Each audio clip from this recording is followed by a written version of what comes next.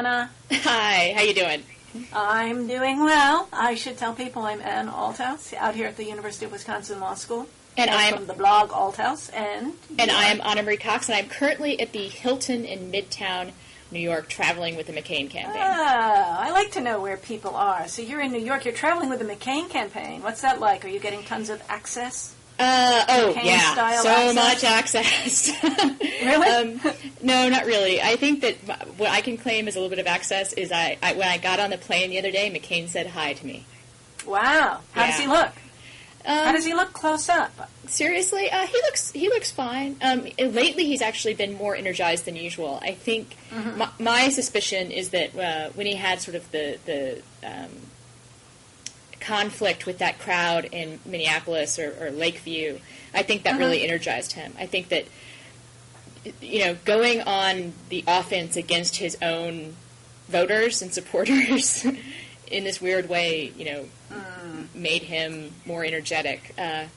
That's really interesting because, people who want to support him, the people who would naturally vote for him, are critical of him for seeming to love more than anything else, reaching out to the other side and being in your face with his natural supporters, the Republicans. And so it's interesting to think that just when he had to fend off his own supporters and tell them that they were getting too excited, that's what he got a big charge out of. I think that's that. I think it's also, there might be, I covered him back in 2007, also when his campaign was just about to implode, and that is, some of the happiest times I've had with John McCain are when everyone had counted him out. I mean, this is a bit of his mythology, but also I think true is that he really relishes the idea of proving people wrong. And he might not prove them wrong in this particular case, but I think he likes being down on the mat and pushing forward. And I also But you don't think he wants to lose. You don't think that I don't think he wants to lose. He thinks No. Obama is the better man. No. Because some of that, when he was reining the crowd in the other day, he took the microphone away from that woman and he said, I have to tell you, he's a good man, he's a good family man, or whatever. And, I sort of thought, maybe he really likes him so much that he's at least content to see him win. I don't think that's true at all. I believe, I haven't talked to McCain in months, but I have talked to the senior staff, and I think that they genuinely believe, and I think they're reflecting McCain's genuine belief, that he would be a better president. I think what McCain's reacting to is something that I think other Republicans have been reacting to, which is kind of the ugliness of the criticisms of Obama. I think McCain, in his heart of hearts, would like to win this fair and square. You know what I mean? He wants to win this because he's a better candidate. He doesn't want to win this because people think of Barack Obama as a Muslim or that he's a terrorist or that he's not really American. He wants to win this on his own merits. And I think it upsets his sense of fair play to think that what support he's getting is because of what he would consider bad reasons. But what do you think about that? I mean, it seems like the times he's gotten ahead, it's when he's put out those ads that actually have made insinuations, negative, weird things about Obama, creating these just doubts and suspicions about his connections, or maybe he's a big left-winger, or maybe he's not American, he's anti-American.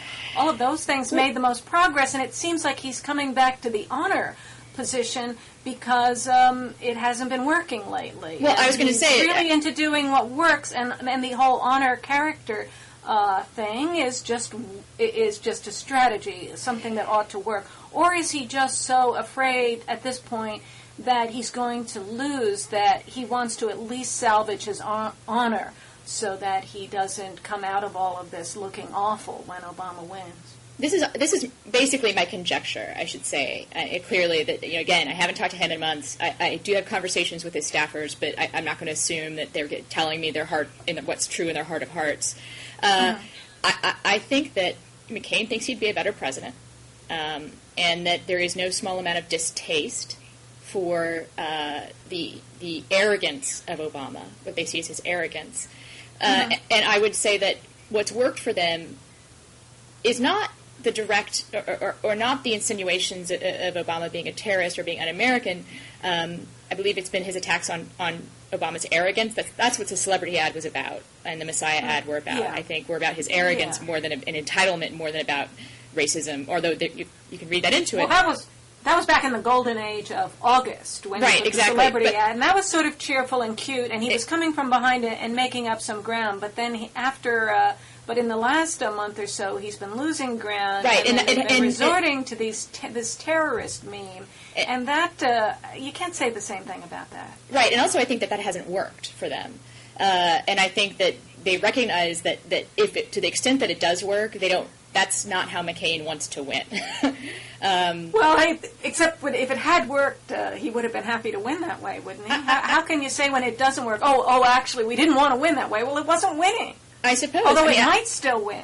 Now it's sort of like if he pulls out a victory after all of this, it's going to seem like he won by casting unfair aspersions on Obama. So it'll be a tainted victory. Well, that's what they've felt that way for a long time, that there is no way they could win this without people saying that they won because there's still a lot of racism in the U.S.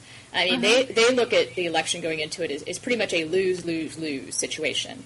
That if they win, people will write it off to racism, and if they win, and if they lose, people will write it off to his dishonorable tactics, and if they lose, they lose. That's why it's lose-lose-lose. I mean, there's pretty much no situation which John McCain walks away from this election with all of the sort of public goodwill that he had a year ago. Right. See, that's why I'm suggesting that maybe, and you're close to the people, so I'm interested in the vibe that you're getting from it, that maybe at this point they're resigned to losing and they just don't want to lose ugly. They want to lose gracefully, and they're just trying to pull out a graceful loss at this point. I think that gives more credit to their strategy than perhaps we should. I think this is a campaign that is trying to catch up with its own principle. McCain is the leader of this campaign in both good and bad ways. And I think that, I don't want to use the word erratic because I think the Obama people have been using that as a sort of code word for senile. But McCain is definitely opinionated and also cares deeply about doing things his way. And I think that makes it very hard to pull off a long-term strategy. In fact, that's what we've seen so far, is that they don't really have a long-term strategy. They've shifted strategies from almost week to week. So I think to even say that they're trying to pull off a graceful defeat gives almost too much credit to their long-term vision. I think they're getting by day-to-day, waking up every morning and figuring out a way they're going to try and fight without looking dirty. Yeah. I noticed at the last debate, Obama said something like, you're all over the place. Of course, he was physically all over the place, wandering around at the debate. That didn't help. But the statement, you're all over the place, it really it expressed maybe what he was doing at the debate, but also what he's been doing over the course of the campaign. He tries one thing after another, but now you're saying he's responsible for all of it. That's just the way he really is. Shouldn't that create a lot of concern about how he would govern if that's the mind of McCain, if that's the real mind of McCain? That is why I'm not going to be voting for him. Personally, I adore the guy. I think he's fantastic in many ways. I respect him. I admire his service to the country. I think ultimately he's very principled and, to coin a phrase, honorable. But that I don't particularly want my commander-in-chief to have that kind of whimsical attitude towards towards government. I think we've seen. Do you think he's like George Bush in that sense? No, I actually think mentality is the same, or how would you distinguish them? I think they're very different. I think that McCain does things. When he does things, he does them out of this is what he has in common. He does them out of true belief. Unlike Bush, I don't think he. I think he has he has a very closely held personal moral compass that tends to be immune from the advice of others, even his close friends. And what is the? Go ahead. I'm sorry. And I think I was going to say. Go ahead. Well, I think Bush tends to be more influential or influential. How would you say that? He's more easily influenced. That's what I mean to say. And I think McCain tends to be very stubborn. And I think that in some ways that sometimes that's a good trait. You've got these ideas that fit together really strangely to me. One is that he really believes what he believes, and that he has this real solid personal core, and yet he's all over the place. Well, that combination is really disturbing. Well, on one level, I totally agree with you. I don't think they're incompatible. I mean, I just think that it creates an odd personality, and I have to say, not odd, a unique personality. And I do think that McCain is one of the most unique, individuals that I've ever personally met. And I, as I said, I greatly admire him, and I think he's just sort of an amazing person. But that doesn't mean that I want him to have control over my country's future in his hands. Now, wait, what was I going to say? I forgot. I was going to ask you. Oh, I know. Seeing him up close, could you tell us, I mean, the question of age, I think, isn't talked about openly enough. People think it's sort of prejudice to say something against someone who's old, and I think the important thing is to be individual about the person. If you're able to see someone close up a lot, I think you have maybe some extra information to give us about whether the idea is he really too old to be president for the next 4 years. And we should, I think, openly confront that. I've said this since I started covering him. I personally have never seen anyone more energetic and spry, except perhaps his 96-year-old mother. And when people always cite the actuarial tables about his life expectancy, my father's actually an actuary. And so, I mean, yes, those tables are useful in the aggregate, but they're not actually useful for predicting when a particular person is going to die. And so we would need to not even when they're going to die, but how able they are. I think mentally to do I would the say job. that he again. I haven't spoken to him many months, but when we were in regular contact, he could outpace me physically in sort of walking from place to place, and definitely has as sharp a memory as anyone I've ever met. He's one of those people. Actually, Hitchens is the same way. Who can quote poetry stanza by stanza by stanza, and remember the books he's read and who wrote what, and movies he saw 20 years ago and movies he saw last week. He has that kind of memory. It's not photographic or anything. And even while seeming like he shouldn't physically be in that good of health, he just did a Blogging Heads. I don't know if you noticed that, but Hitch, I saw that. Yeah, he went up on Blogging Heads today. This is very interesting. So we've got such he's still two really extraordinary characters. Two great specimens of human beings. My son and I were just looking back at an old Blogging Heads that I blogged about back in January, where Peter Beinart and Jonah Goldberg were talking about, hey, wouldn't it be amazing if we had McCain and O'Connor and if we had McCain and Obama. Be like having Superman and the Hulk, and then they were just giggling like schoolboys. I remember those What an days. amazing thing it would be if we had these two amazing men side by side. But at this point, we've been through so much that it's sort of like it's hard to appreciate right now how amazing it is that we have these two fabulous characters side by side. It seems a little tiresome, and we want it to be over with already. And they've been a little bit awful to each other. But, and also, it's become. I think I remember having this conversation back in the days when it seemed like neither of them were going to get their respective nominations, and I thought because they are I think both men of ideas, and they care about ideas. In looking at it from just purely an intellectual experiment, it seemed like we would have an election about ideas. But what's almost seemed to have happened is that we're having an election almost entirely about character. Because they are such amazing characters, that ideas have fallen to the wayside in many ways. And it's totally about character. And it's almost, that's why it's so ugly. I get tired of all of the policy statements because I feel like it's all going to change by the time they become president. They're going to have to work with Congress. So it's really just a fantasy when they lay out all of this policy. It's especially not really for McCain. The actual judgment of the human being is more real than the policy. So a lot of people will say, it's like pop culture, it's lightweight, people need to grasp the issues.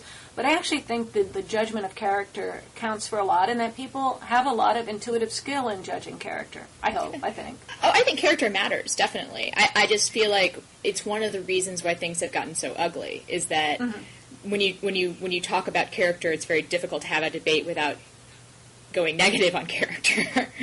Well, do you think that the McCain campaign deserves to be accused of racism? There have been some statements in the press and from certain political figures lately saying John that Lewis. McCain is John Lewis, and there was I forget who said it in the press recently, but that it was tinged with racism, and that ads that were really just about Obama's relationship to Bill Ayers were portrayed as really being about race, coded race, and that people need to understand that it's really about race. He's not saying race, and he's put Jeremiah Wright to the side. He won't talk about Jeremiah Wright, and he isn't using race, but he really is, and you need to understand the code. Well, let me ask you, Anne, like, do you think that that's happening? I think that there's a lot of an attempt to create generalized suspicion about Obama. A lot of it is about trying to make him seem insufficiently devoted to American interests and a little too global for us, and a little and too far to the left. So these maybe he's really a radical at heart. These radical associations. I think that is legitimate, but I think that the McCain campaign is charged with the responsibility of knowing that if you create doubts about a black person, that's going to have a synergistic effect with any racism that happens to be out there, and there is racism that happens to be out there. So they know that, and they know they're doing that. But what are they supposed to do? The candidate their opponent happens to be black. Are they not allowed to fight him? They don't really deserve to be called a racist whenever they fight their opponent. They have to fight their opponent. We have to be able to criticize this person. If he's trying to get the most power in the world, we have to be able to criticize him. And to call all of that racist, I think, is wrong. So there is just an inherent conflict there. I mean, I actually tend to think that there is subliminal racism. I criticized the Clinton campaign for doing that. I thought there was subliminal racism in the 3 a.m. ad. I think I went, probably farther than maybe anybody did about that. So I'm attuned to that, and I'm sensitive to that, but I'm still a little sympathetic to the need to criticize someone who happens to be black, and when any criticism could be taken as somehow coded racism. So I have a little bit of a conflict about that, but I think we need to get used to that. I think he's probably going to win, and we're going to have to criticize him. We're going to have to get into that position where we can do that, which I think will be a great advance in the history of race if we can criticize this person without everything seeming racial. It's happening a little too late for John McCain. I basically McCain agree. Could have been a little more careful about a few things. I agree. I think that I agree with your analysis, and I also agree that they, I think, not out of malice or intent, didn't allow themselves to think through how some of these images would be taken by their audience. And I think you have it exactly right when you say that there's a certain kinds of criticisms, if you make them of a black man, because of the sort of history of racism and the way that we become accultured to racism, it's going to resonate with people who are racist. But at the same time, I think it's important to notice how little racism there really has been. I mean, back last December or early January, a lot of black people supported Hillary Clinton and didn't believe that America would accept a black president. Right. And the idea that the racism was going to come out, it hardly did at all. There was fact that we're just talking about these subliminal coded things. I think is important, and we should feel good about that too. That really bad stuff hasn't broken sort out. of and I think it shows how enlightened people really are. We really aren't so bad. I hope you're right. I mean, I think it's a low bar to say that the McCain campaign, well, at least they haven't engaged in, overt racism. Not the campaign, but the people in general. I mean, the crowds. I mean, to go back to the subject of the angry crowds. I mean, I'm sure people who support Obama, Obama himself doesn't make race an issue, and I know they're just letting other people do that. They won't do that. They don't go there, and I think that's a smart move. But it would be so easy for crowds to be shouting out, it would be so easy for there to be things coming from the crowds that were, racial epithets. I mean, maybe somebody yelled at a cameraman and once someone used the big epithet, but, there's hardly any of that, and there's millions of people in the country that could go and yell things at him or wear ugly T-shirts or put horrible things on the Internet, and there's so little of that. There's almost nothing. Actually, I think it's really valuable to see that how good America has been. Well, if I won't go quite to the point of saying good, but I will say that it's important to notice that there is the ugly T-shirts and epithets exist on the left as well, and that is something that I feel like isn't being covered an extraordinary amount. I think the amount of misogynistic sort of sloganeering that's going against Sarah Palin is incredible. Right. There's so many good reasons to object to Sarah Palin as a vice president. The fact that people are going to a place that is so ugly it really upsets me. I know, I hate that. And, some of the images are really terrible. And the idea that, well, if you're on the left or if you support abortion rights and you've been a feminist, then you're allowed to completely trash a woman that doesn't share those values. That's terribly blind, and I think people are going to be ashamed of a lot of the things that they said about her.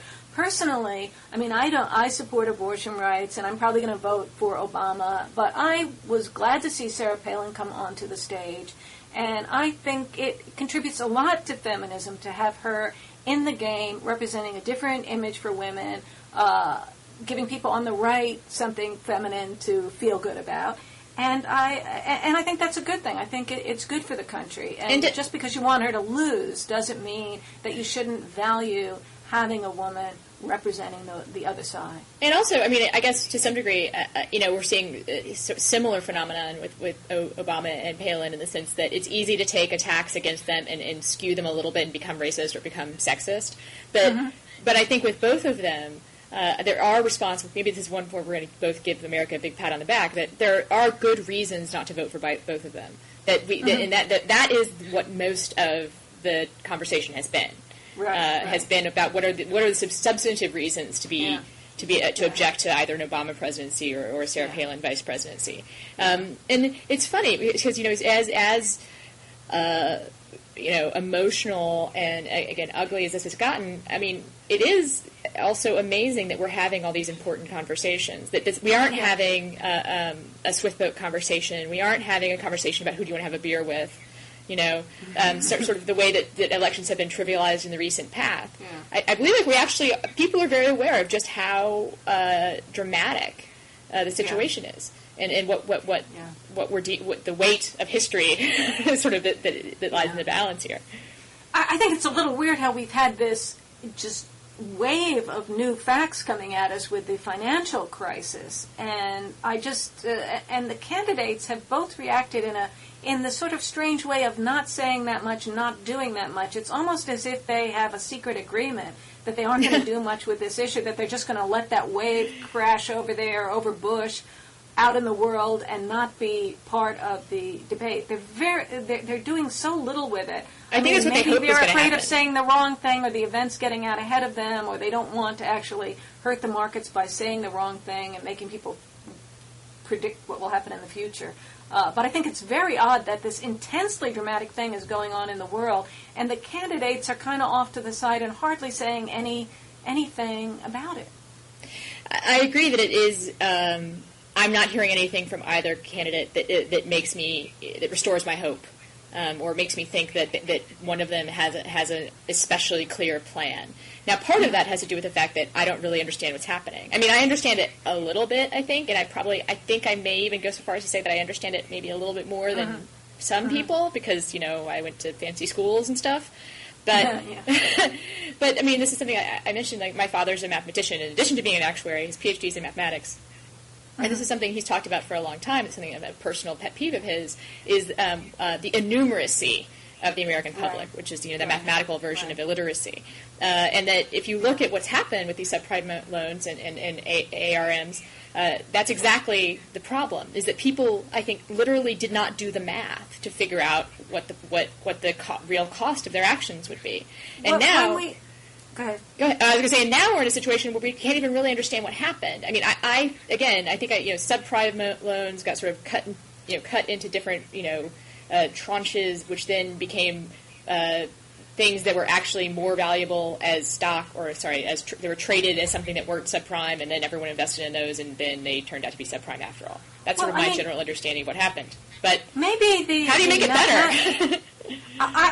I can't understand it, and I don't know how to do the math when you're talking about something that's that complex. I sort of think that the computers have allowed the whole financial system to get beyond what the human mind can comprehend. You have these complex securities that were developed where you took things that were essentially bad, and by making them tremendously complex using computers, you were able to create a system in which people could believe in something that was really almost nothing.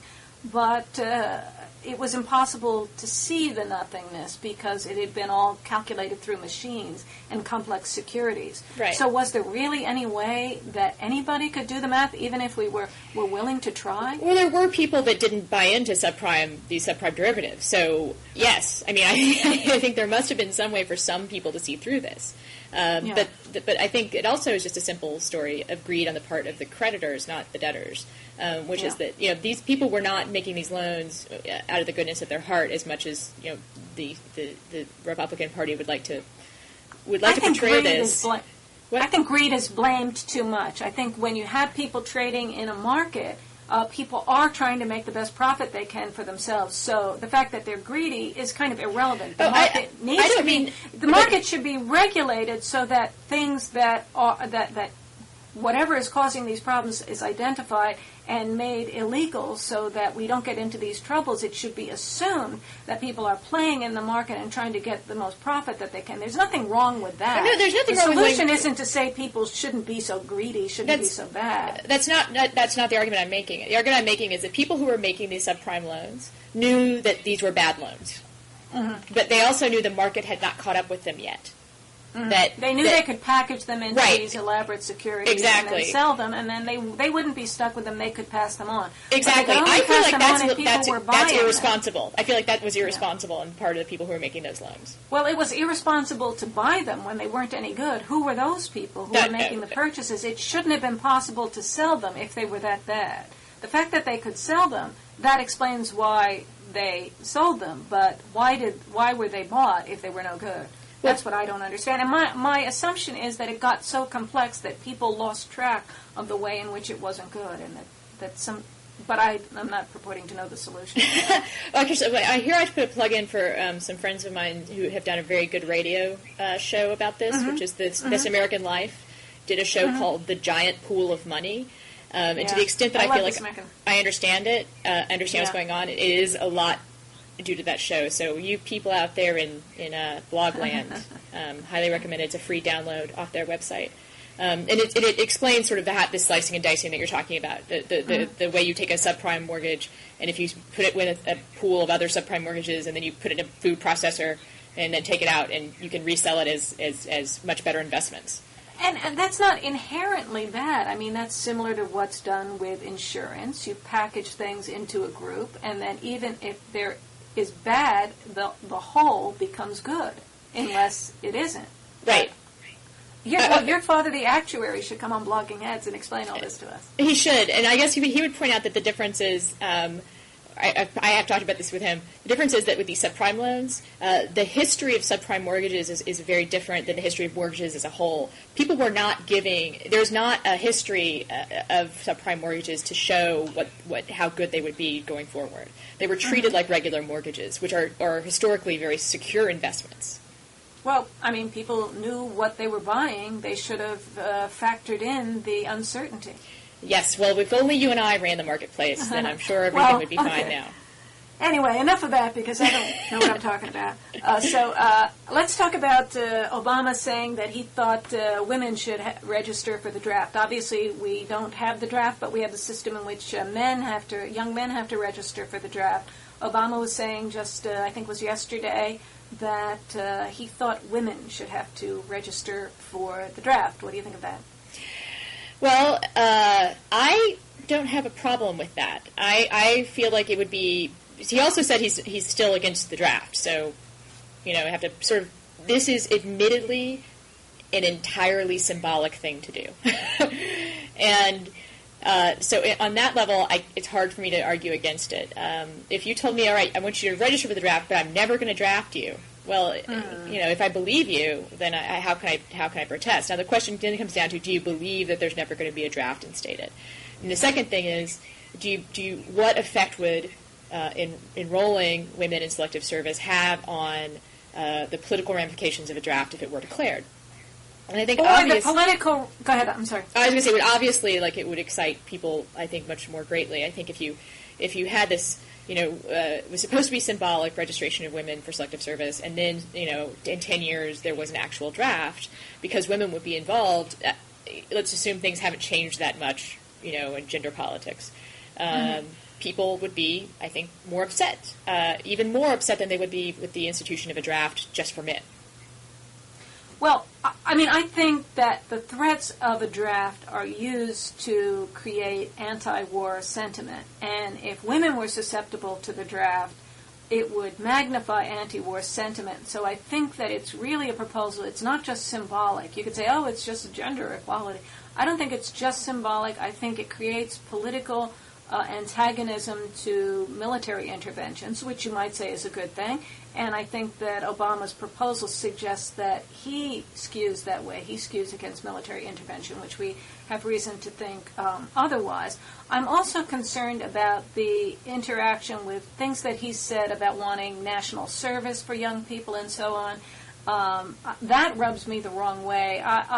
One of the things I like least about Obama are these ideas of putting young people into mandatory service, and I think if you make everybody sign up so that the government knows where you are and you include all the women, I think it creates a sort of a tendency toward a system in which people really are called up on a regular basis for service, if not for actual military service, then for sort of quasi-military things at home.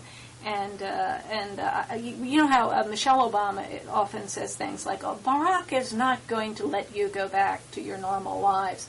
I find all those kinds of statements very threatening. So to me, this proposal for women to register for the draft connects up with those kinds of suspicions about him that I don't like at all. And then I think that if we were ever I think we're going to have a voluntary army unless things get incredibly bad. The voluntary army works very well, and you don't really want the involuntary people there. They're a problem. But I think if we ever got into the situation where we actually did need to go to the draft, and if women were susceptible to the draft, it would be a very strange situation, and I think that women wouldn't be forced. Would women be forced into combat? I think that's unthinkable. And therefore, I think that what would happen would be that women would be used, they would be working in the kitchens, and they would be working on the computers in the little offices, and there would be a lot of gender inequality within the military. So I think that there's no way women are going to be treated equally in the military. Obama compared it to black men in the military, that by, that the military brought, overcame segregation. And brought equality within the military for black men. But women aren't going to get equality, especially the kind of women that would be not volunteers and trying to pursue a career in the military, but people dragged in, kicking and screaming. Those women in the military, I can't imagine that they would be treated any way other than with unfair discrimination that the military would get away with. Well, so that's my tirade about the women in the draft. Okay, I disagree pretty strongly. For one thing, this idea that there's the front lines and then there's KP duty. There's a very wide range of duties between those two things, between being the person patrolling in infantry and being the person back in the room with the computer or doing kitchen duty. In fact, right now, I talked to a friend of mine who works at the Pentagon just to make sure I got this right, but there is no aircraft in the U.S. military inventory that women don't fly on a regular basis. And I know women fly, but these that's well, I'm just saying that the spectrum of duties available to people, including draftees, available to women, is pretty wide. And that if someone were to show themselves capable of having the aptitude of doing these more complex or more skill-based things besides kitchen and computers, I think that they would be definitely utilized that way. I don't buy this vision that if women were drafted, they would automatically be like the sort of sex slaves of the army. You got to project into a situation in which we would have a draft.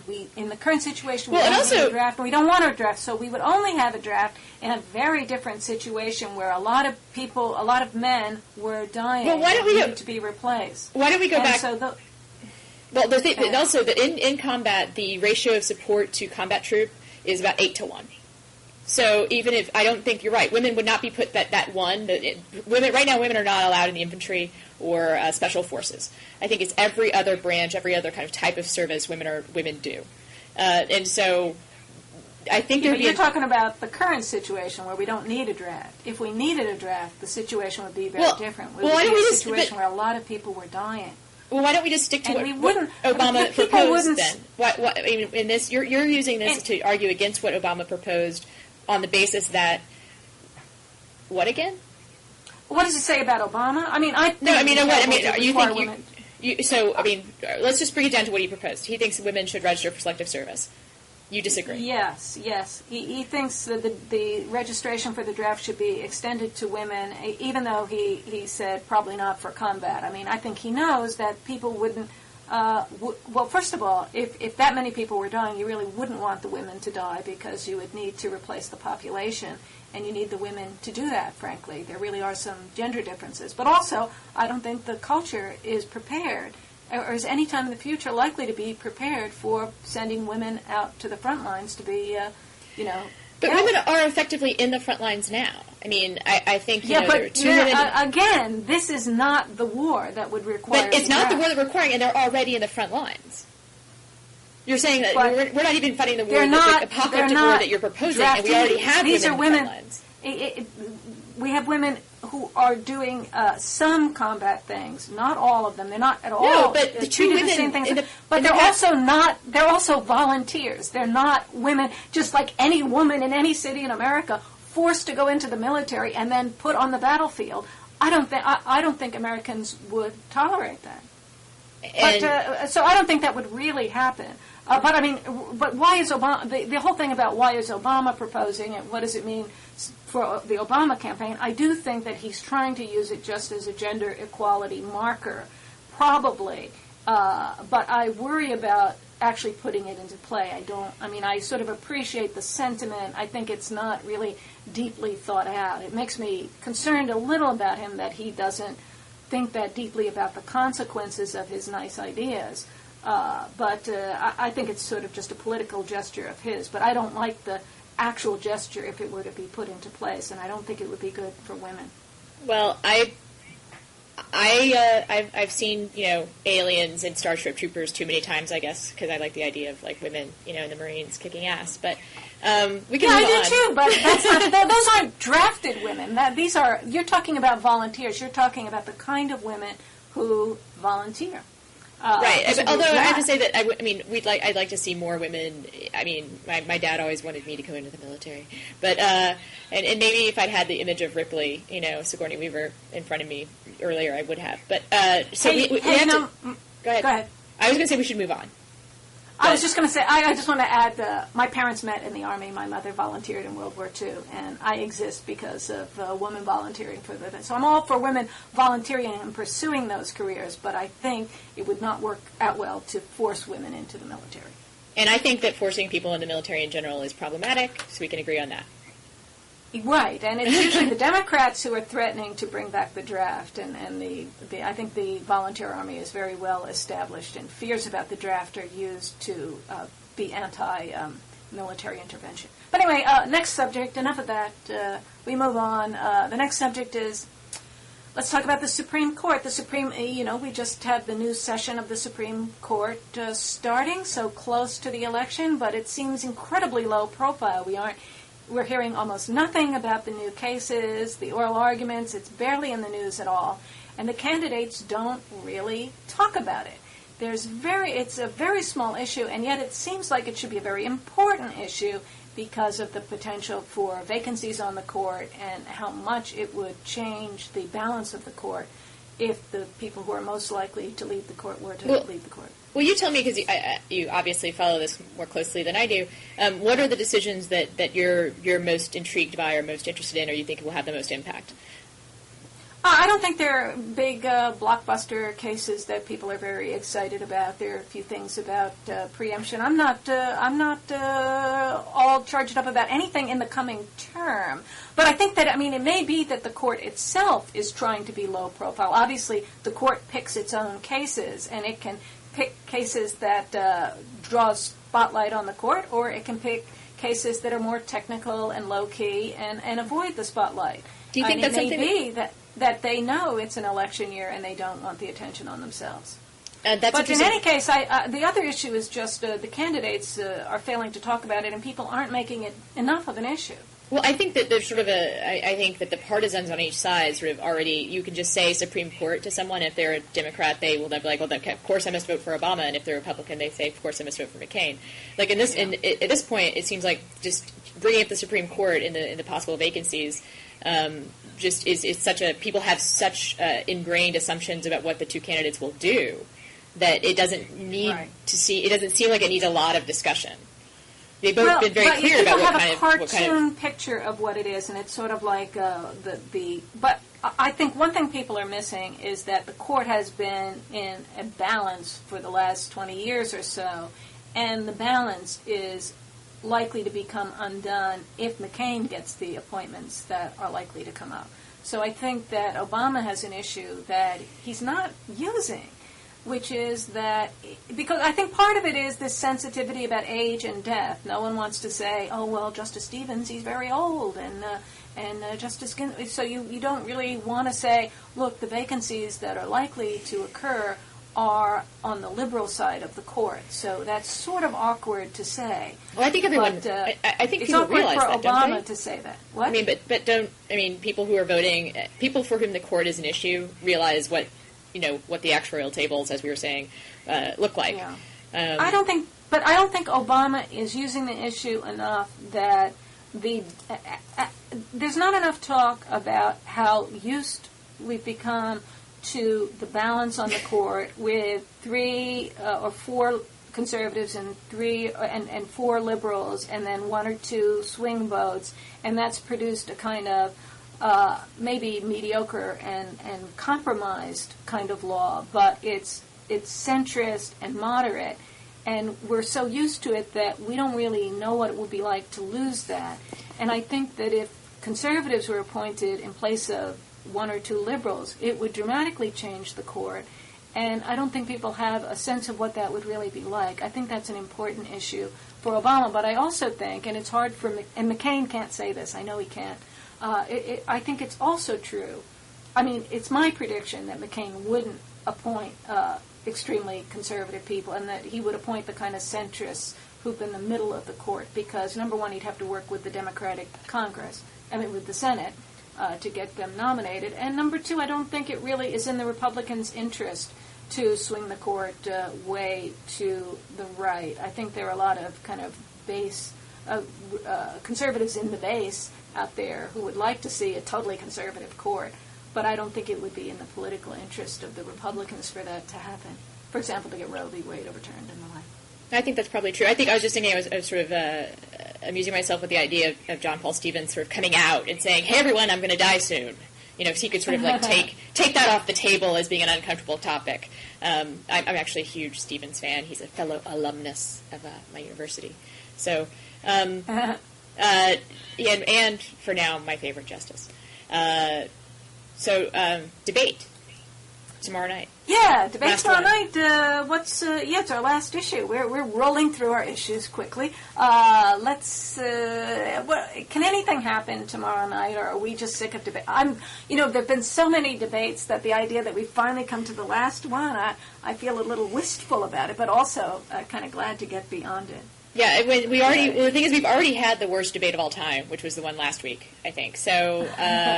Did you think Brokaw was terrible? I thought everyone was bad. I thought McCain didn't do well. Obama was the best of the 3, I guess, in terms of like how much I liked him coming out of that, or how much sense he made. Brokaw with his like darn stopwatch, like that bothered me. It was so not like a real town hall either. Yeah. It took the trappings of a town hall and then imposed upon it all of the strictures of a debate, and so you really didn't get much of anything in there. Yeah. And then tomorrow night is the sit-down debate, I believe, with, I'm trying to remember, Bob Schieffer, who I think is fantastic. So now what are the rules on this one? Is this one where they'll actually talk to each other at long last? Yes, I believe that is the goal. And it is actually, Bob Schieffer is an alumnus of my father and mother's college, so he must be good, at Texas Christian. All these unnamed colleges. Texas Christian University, fighting fraud. Texas Christian, okay. Yeah. And I think he is actually very good. Of all the Sunday shows, I think that his is one of the most conversational, and yet at the same. Watched them. It's good. It is good, and he's one of those conversational at the same time opinionated. I mean, I think Schieffer brings his own opinions to the table and is not just playing devil's advocate, which I think is a refreshing thing. And so I think there's the potential here for a real conversation. But both of these candidates have been so warned off of that kind of engagement, I think, with each other that I have trouble believing we'll see one.